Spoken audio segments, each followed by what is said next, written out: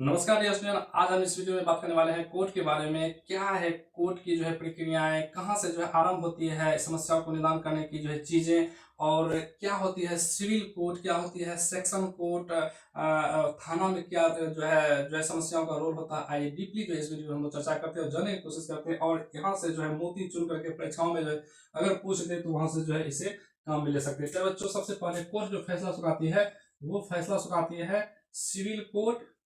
Civil court के तहत इसको क्या बच्चों हिंदी में कहते हैं दीवानी। दीवानी दीवानी दूसरा बच्चों ये फैसला सुनाती है, ये सुनाती है सेक्शन कोर्ट। सेक्शन कोर्ट के तहत इसे कहते हैं फौजदारी। अरे बच्चों, ये सेक्शन कोर्ट के तहत फौजदारी हो जाता है, सिविल कोर्ट के तहत दीवानी हो जाता है। क्या है दोनों चीजें, आईडीपी समझते हैं। दीवानी वो मामले होते हैं जिसमें मान के चलिए कोई व्यक्ति दूसरे व्यक्ति का जमीन कब्जा करके रखा हुआ है और वह व्यक्ति गया अपने जमीन को खाली करवाने के लिए, तो वहां पर वह व्यक्ति जमीन खाली नहीं किया, वह जो दूसरा व्यक्ति है वह जमीन खाली नहीं किया, तो यह मामला जब थाना में जाता है तो वहां पर जो पीड़ित होते हैं वह क्या करते हैं, एफआईआर दर्ज करवाते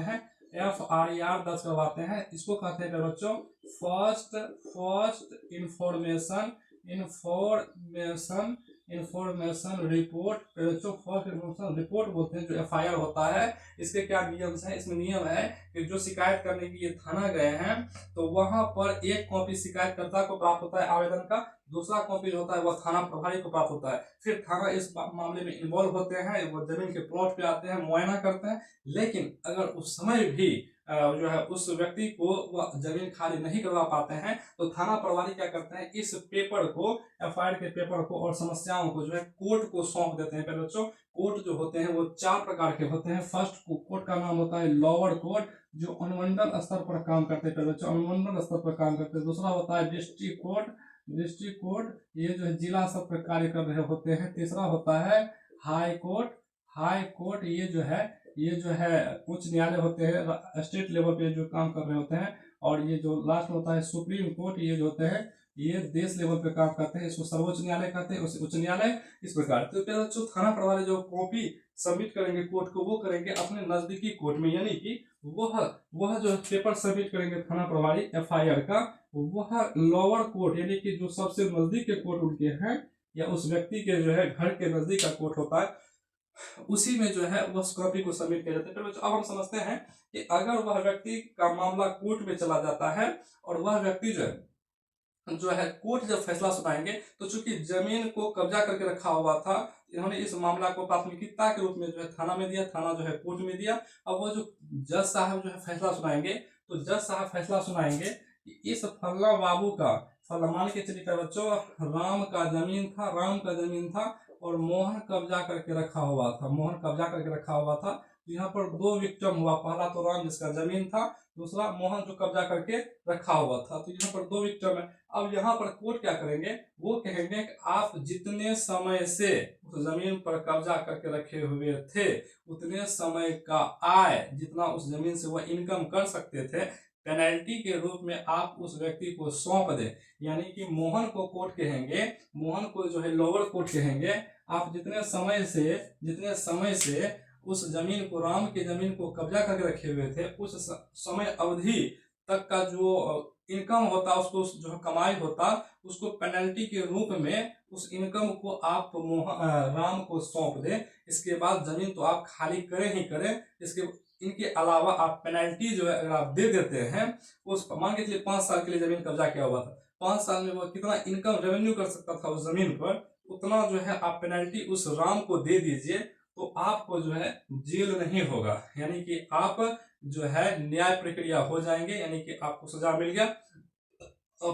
गया कि आपको पेनल्टी लगा उतना, हर्जाना जुर्माना लगा है, और वह मोहन, वह अब राम की जमीन को खाली करके दोनों घर चले जाएंगे। इसको प्यारे बच्चों कहते हैं दीवानी। इसको दीवानी कहते हैं। इस मामले को क्या कहते हैं, इस मामले को दीवानी मामला कहा जाता है।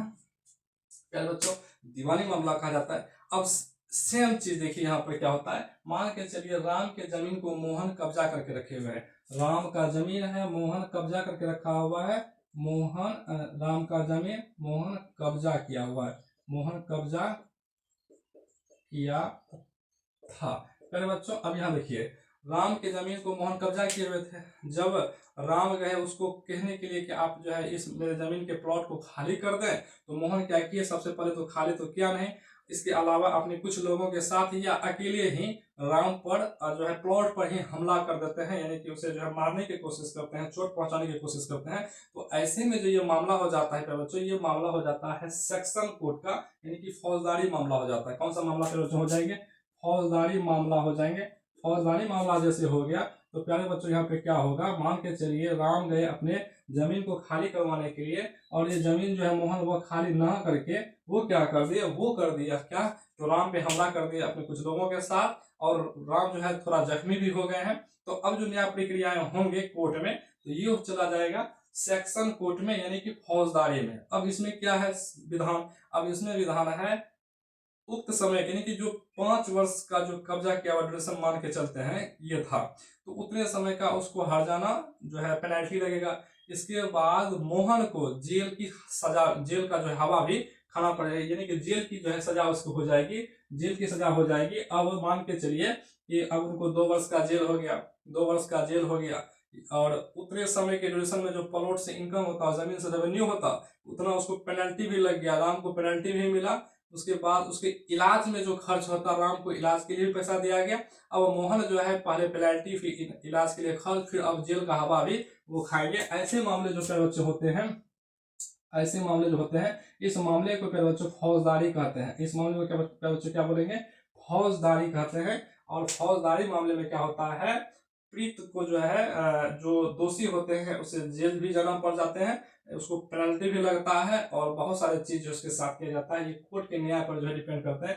तो इस वीडियो में हम लोग साथ चर्चा कर रहे हैं कि कोर्ट में जो है 2 प्रकार के जो फैसले होते हैं, एक होता है सिविल कोर्ट के तहत, एक सेक्शन कोर्ट के तहत। सिविल कोर्ट में जो है पीड़ित को जो है मुआवजा मिल जाता है, और जो दोषी होते हैं मुआवजा देकर के वो रिहा हो जाते हैं। और सेक्शन कोर्ट में जो है उसे दोषी को जो है मुआवजा भी देना पड़ता है, जेल भी जाना पड़ता है, तमाम खर्चे जो है, इसके बाद उसको जो है बाहर रहना है तो बेल का चक्र जो है उसको चक्कर भी लग जाता है। इस प्रकार से जो है बच्चों कोर्ट जो है काम करते हैं। तो आप यहाँ याद रखेंगे, FIR का मतलब होता है फर्स्ट इन्फॉर्मेशन रिपोर्ट। पहला कोर्ट होता है लोअर कोर्ट, दूसरा होता है डिस्ट्रिक्ट कोर्ट।